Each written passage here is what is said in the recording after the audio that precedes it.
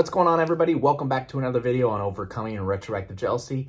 This video is a very special video because I'm going to be sharing a lesson from my brand new course that is launched as of right now, the Break Free of Retroactive Jealousy OCD course. This course, again, is simple, straight to the point, how to overcome retroactive jealousy OCD, how to break free of that vicious thought loop from hell, that thought cycle, obsessive thought, anxiety, pain, that adrenaline response, the compulsive behavior, the temporary relief, and getting locked back up again over and over and over again. How can we break free of this to stop these obsessive thoughts? I created a course just about that. No extra fluff, no extra mumbo jumbo, straight in, simple, easy, to the point. But I'm going to let you in on one of the lessons in the course right now, absolutely free. Little preview for you, basically discussing how you're going to be able to overcome retroactive jealousy OCD. What are the main factors in breaking free out of this thought loop, out of this cycle that we're in? So I'll go ahead and let myself take it over from this point on in the course. So thank you, and hit it. So again, these painful thoughts of our partner's past, they arrive in a whoosh, right? They are intrusive, which means they are uninvited. Okay, we get a painful sensation, a painful emotion, then we get that urge to avoid it or remove that feeling and remove these thoughts. And that's what a compulsion is. Okay, remember, compulsions are actions or thoughts that function as that temporary relief to lower the anxiety. So again, that's the things like asking your partner questions to gain clarity, to gain reassurance, going on social media to look for answers, going through their phone or computer to find, old things, maybe even look through like their personal stuff they have. But then there's also the purely mental compulsions. And again, these are the ones that are actually far more common.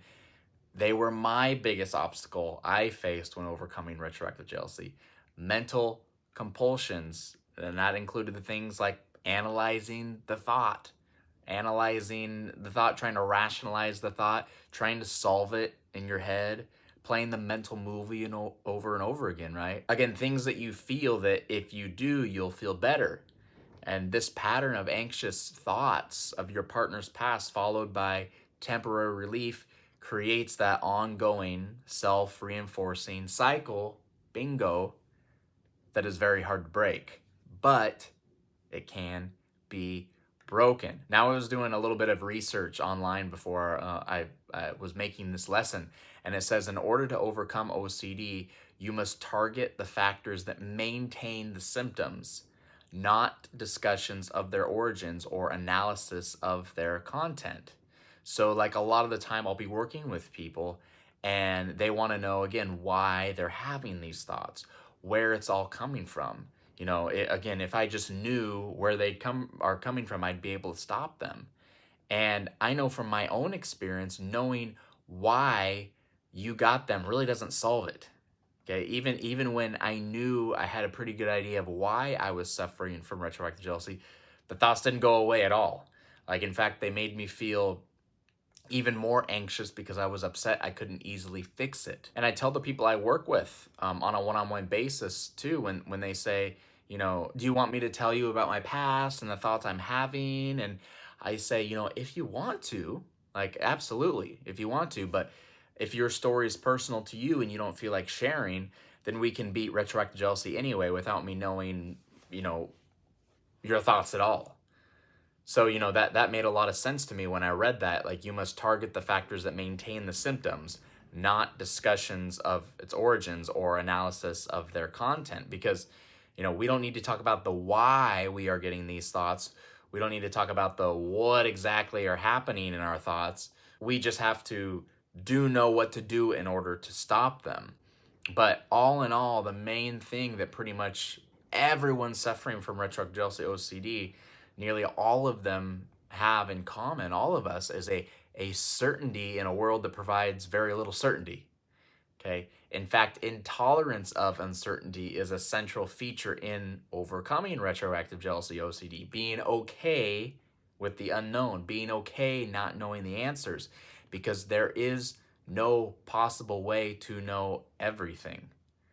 As with most other anxiety conditions, avoidance of anxiety is what both maintains and strengthens retroactive jealousy. And overcoming this means counterintuitively moving towards experiences that increase our distress. Yes, increase our distress. So, in other words, exposure. Okay, exposure. If done the right way, exposure is the secret ingredient in breaking the cycle of retroactive jealousy OCD. Now, this understanding that compulsions are like the engines that drive obsessions has led to the development of something called ERP, which is a special type of exposure work for all types of OCD. And ERP stands for Exposure Response Prevention. And the name pretty much describes what it is, but basically with ERP, there are two kind of ways of doing it when it comes to retroactive jealousy OCD. But mainly we want to deliberately expose ourselves to triggers that set off the obsessive thoughts of our partner's past, along with the strong urge to avoid the increase in anxiety while reframing from engaging in any compulsions used for dealing with these thoughts on a normal basis. That means we feel the pain, we feel the uneasiness, we feel our body fill up with anxiety, but we don't do the compulsive behavior. We do not ask the questions. We do not go on social media. We do not do any mental compulsions like rationalizing or playing the mental movies over and over ahead. We just put our attention on the pain and we feel it. That's it. So basically, here's step by step what you would need to do. And number one is to trigger yourself. So intentionally think about an obsessive thought, intentionally think about a retroactive jealousy thought, intentionally do something that brings up that thought and that pain, understanding that the thoughts and emotions will come up, but understanding that you'll be okay and they cannot harm you. The second one is when the thought and feeling arise, label the thought, label that anxiety as OCD or as retroactive jealousy. Okay, they always say that labeling is the first step towards disabling.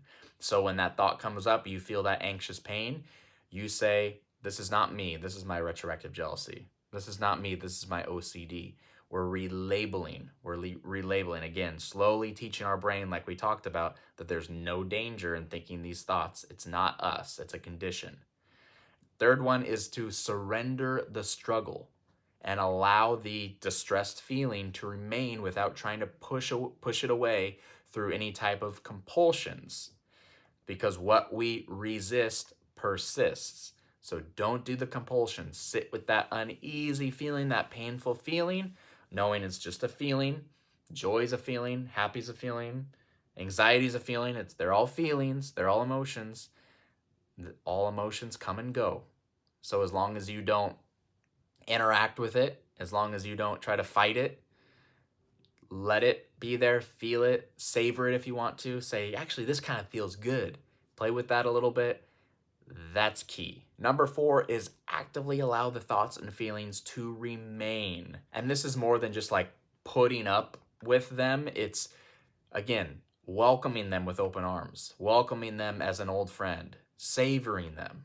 Okay, again, changing the way you see these thoughts. Instead of saying you're fearful of them, instead of saying, no, I don't want it, no, I don't want to feel this way, you say, yeah, come on in, old friend, I welcome you.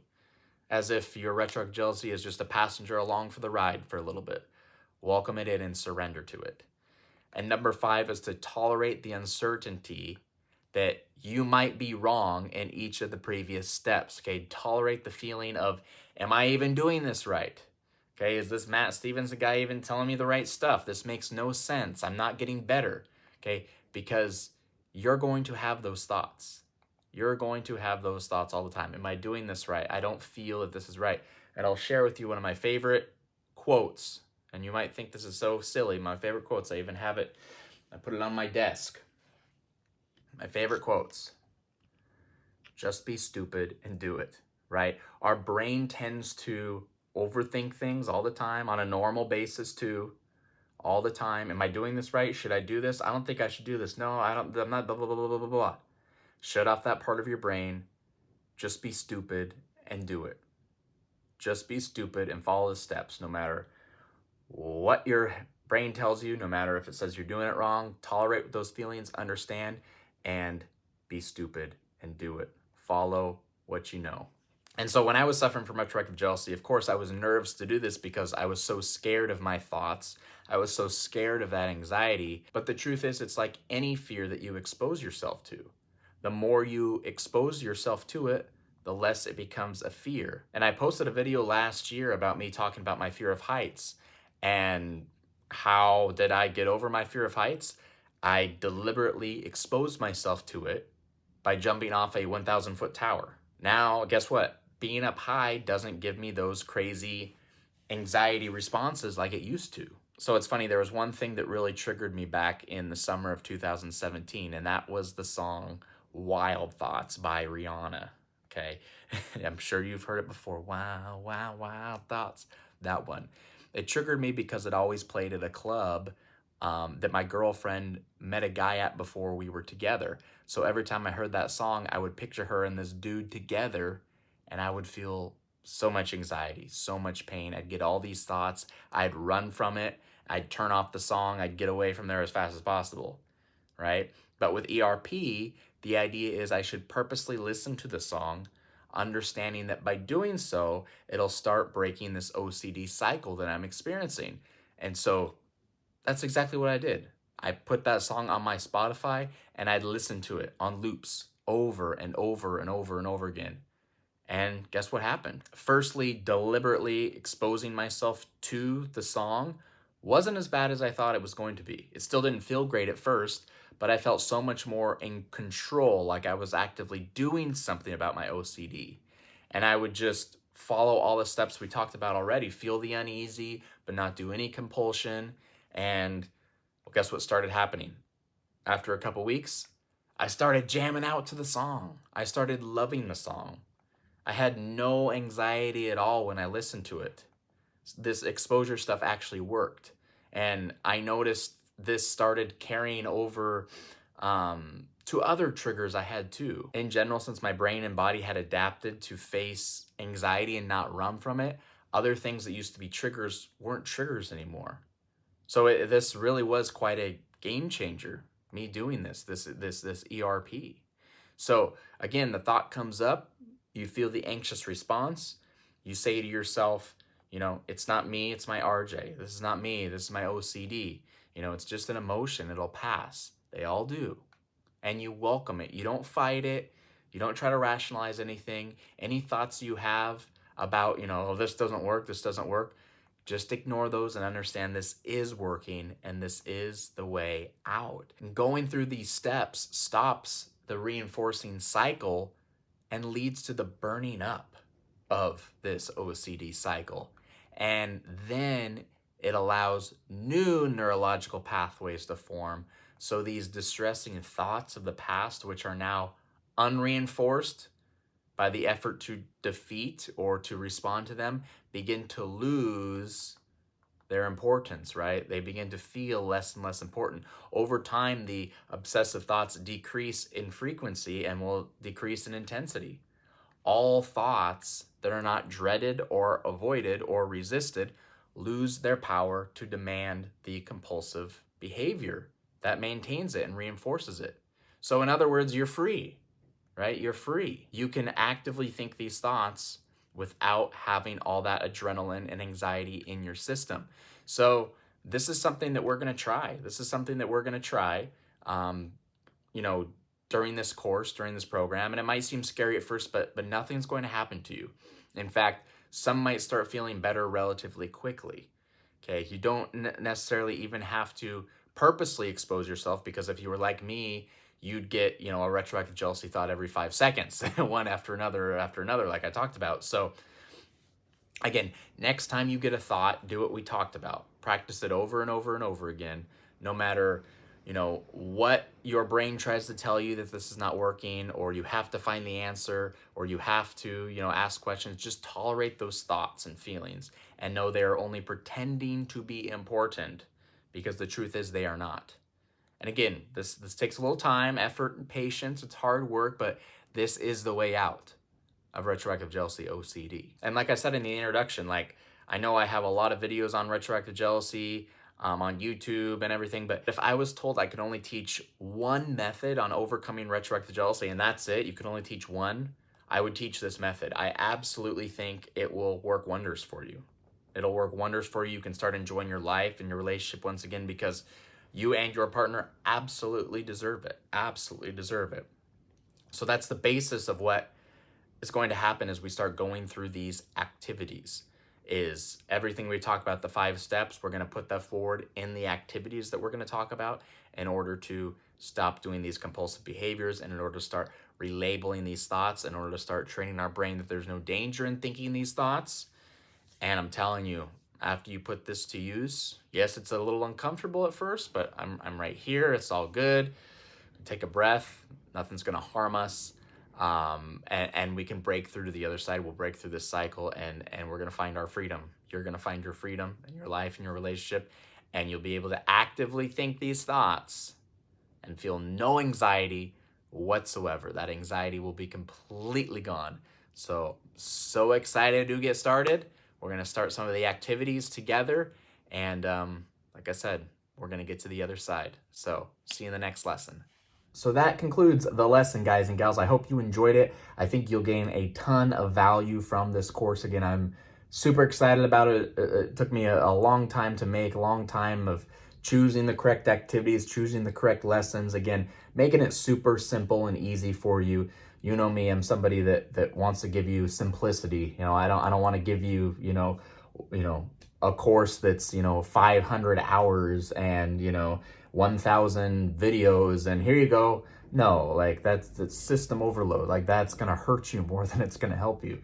Simple, straightforward, laid out. Here's what you need to do. Put it to use, do it, enjoy the results. That's me. I know that works the best. And I mean, it's worked amazing for the hundreds of people that I've gotten the pleasure of helping already. So again, please use that special link. It is in the description below. Can't wait for you to get started. Can't wait to hear the feedback. I think you're just going to see some amazing strides in breaking free of these thought cycles, breaking free of this OCD habit, and finding that freedom in your life and your relationship once again that you absolutely deserve. So I'll let you be for now. Thanks once again for joining me today, and see you in the next video.